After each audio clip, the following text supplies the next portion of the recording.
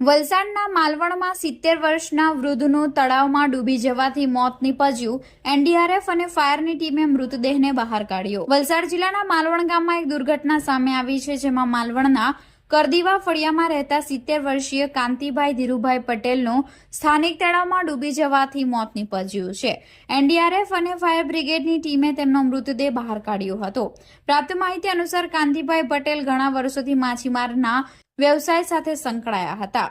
વહેલી સવારે 7 વાગ્યે તેઓ દરરોજની જેમ સ્થાનિક તળાવમાં માછીમારી કરવા ગયા હતા અને ત્યાં ઝાડ પાથરી હતી।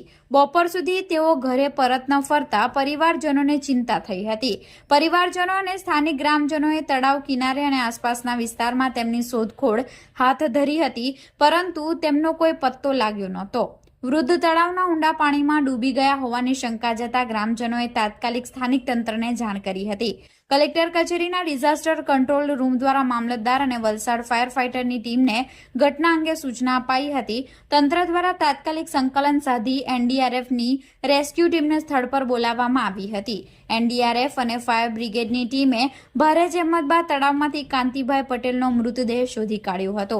ઘટનાની જાણ થતાં જ મામલતદાર સહિતના પોલીસ કાફલો ઘટના સ્થળે દોડી આવ્યો હતો અને મૃતક માછીમારની લાશનો કબજો લઈ પીએમ હેઠળ ખસેડી આગળની કાર્યવાહી હાથ ધરી છે।